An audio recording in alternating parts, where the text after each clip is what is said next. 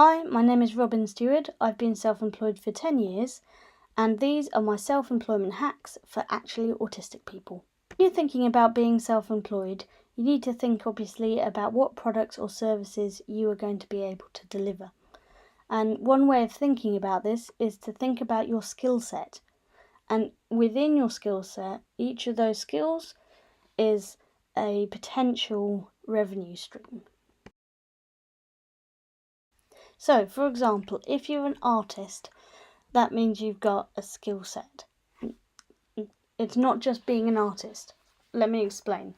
So, if you're an artist and say one of the things you can do is photography, then within that, maybe you can do portrait photography and maybe you can do commercial photography. So each of those things are skills, and those skills added together is your skill set. Each one of those skills can earn you money individually, and it means that if in the future you find that you can't do one of those things, you still have many other ways of earning money. So something else that's really important to be aware of are your weaknesses. Now, weaknesses I think can be split into two categories. One is something that you can't do, and the other would be things you could learn to do. So, for example, you might feel that you can't have phone conversations with people, but you could learn to, say, use online marketing more effectively.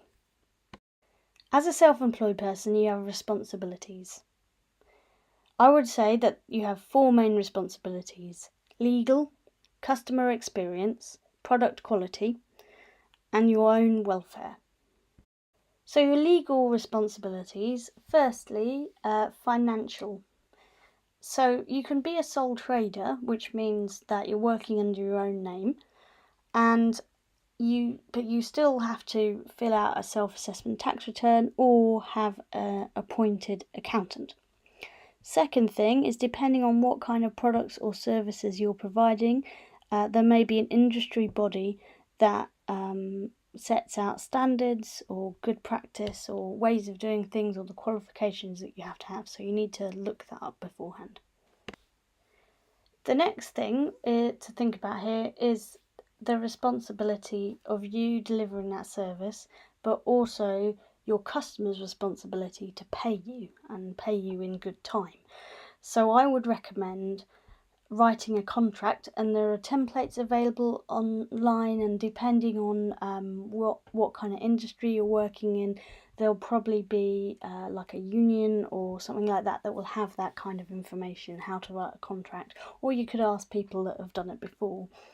And that will mean that if you don't get paid on time, you can go to a small claims court. So when you're thinking about customer experience, there's a few things you can think about. So firstly, what makes you unique? What's your unique selling point? What makes you different from your competitors? And the second thing you can think about is how do you want your customers to experience your products, services, and brand? And that might seem obvious, but it's quite important, and let me explain why. So most people, when they buy a product or they book somebody to do a service, they have an expectation.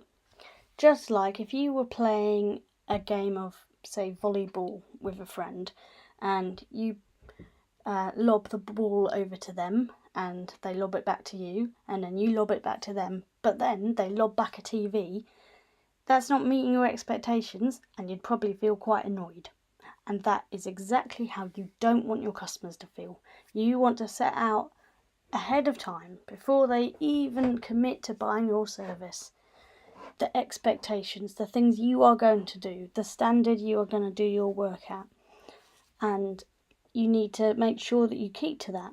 And that's something that you can put into the contract. I want to talk about marketing, and the reason that I've put it within the customer experience section is because the way that you market your services, that is probably going to be how your customer first experiences your brand. So if they think you're really annoying, they're probably not going to buy from you. So the way that you market is really important. But also, and this is my own little mantra, if you don't have work, your job is to find some. So when I started out, when I didn't have training work to be doing, or the admin that goes with that, I was trying to find more work, and I was trying all kinds of different ways of marketing, including cold calling, which I absolutely hated. But I did it because I knew that it was really important. So here are a few things that you could think about when you're starting to make a marketing plan. So think about your potential customer types. Like, are they all the same? And do you have different customer types for different products or services that you offer? Try listing down 5 competitors and look at how those competitors market themselves and where they market themselves. How could you market yourself with your strengths? So if you're somebody that isn't good on the phone, well, that's okay. Don't use telemarketing. Try doing maybe online marketing. And where could you market? So think of all the places, do a brainstorm of all the different places where your competitors market and where you also might be able to market.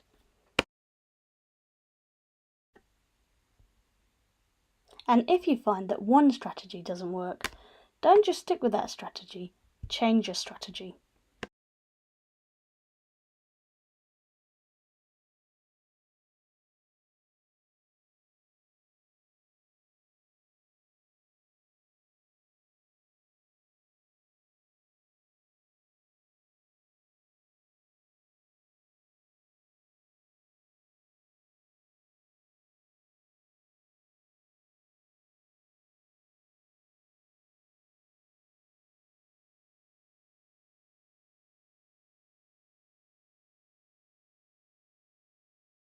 Okay, so let's talk about product quality. Have you ever been on a phone call to a company and they say that sometimes their calls are monitored or recorded for quality assurance purposes? Well, you don't have to record every single phone call or every single service that you provide to somebody, but what you can do is ask for feedback from the customer. Then take on board that feedback and change what you do if necessary, and then carry that on in a big loop. Finally, I want to talk about your welfare. Certainly not least though. So one problem that autistic people I've met often have with self-employment is the executive functioning side of things. So that's working out what needs to be done, who needs to do it, when it needs to be done, how perfect it needs to be done, etc.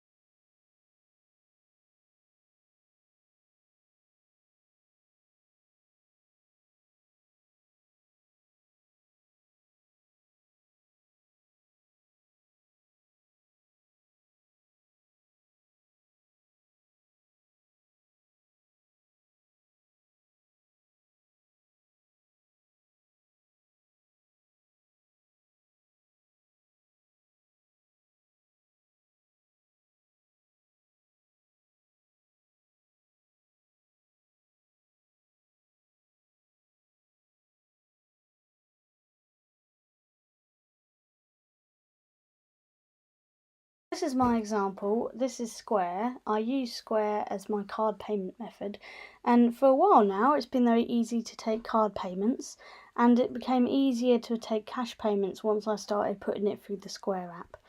And now I can do online payments as well.